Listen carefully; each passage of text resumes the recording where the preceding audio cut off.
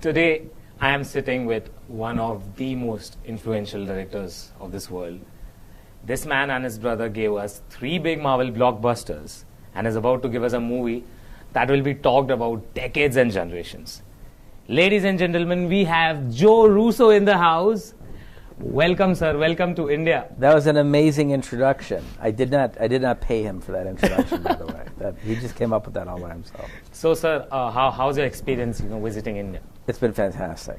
It's crazy when you're doing the press junkets because, you don't get to spend a lot of quality time because you're working and talking the whole time. But it's been fantastic. The country, we had a great fan event last night, and the fans were just incredible. We saw a photo of yours savoring on the Indian food. Yes. How was it? Did you like it? Fantastic. I love Indian food. I've been told, though, that I have not reached a sufficient level of spice yet.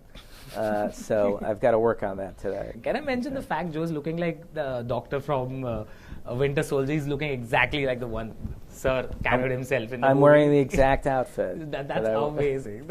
You rescued Nick Fury. Yeah. So, sir, I wanted to ask, so this movie had a huge impact on the Indian box office. Yeah. This movie broke all foreign movie records in India.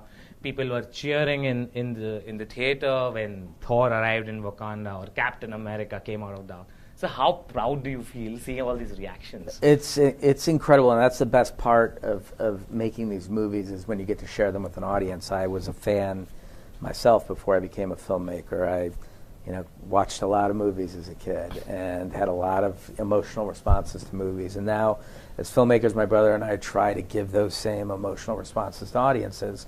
And when audiences respond the way that they did in India during Infinity War, I mean, it changes everything about the movies and why you make them. And so it was a mandate of ours to come here first on the tour. This is the beginning of the press tour.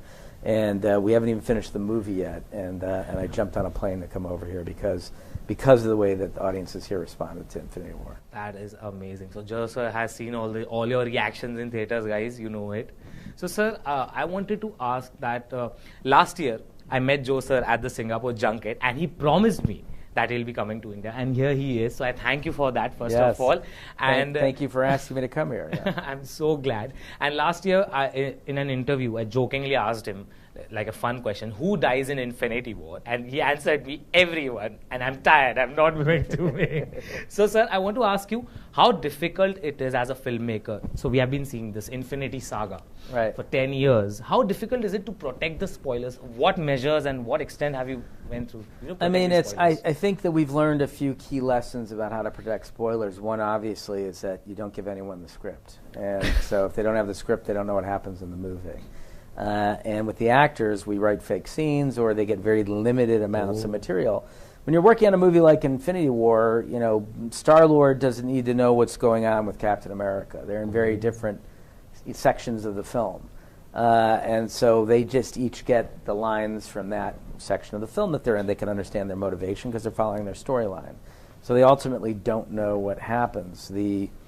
All of the characters who died at the end of that movie, a lot of those actors were told the day of what was going to happen. So we protected that secret for the entire shooting of the film. And then, of course, it's people like Tom Holland or Mark Ruffalo that don't get any script.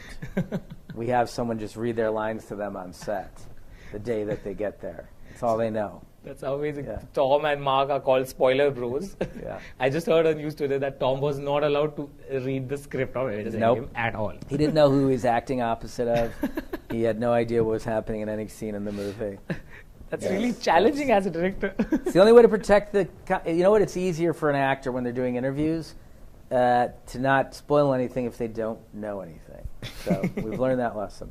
That is amazing. Tom Holland, if you're watching this, which you are, I know. Yeah. He's challenging you as an actor. That's right. So, sir, I wanted to ask this. So, things are going around. A lot of talk is between Ant-Man and Thanos. Can we get an Ant-Man versus Thanos spin-off? Yes, we can get an Ant-Man and Thanos spin-off. Have we traced the original source of the theory? I want to know who is responsible for it. Can we do that, guys? So Joe wants to ask who started off this theory. This Ant-Man versus Thanos theory. I'm sure it's someone on Reddit. But it was a pretty ingenious theory. Too bad we didn't think of it before we made the movie.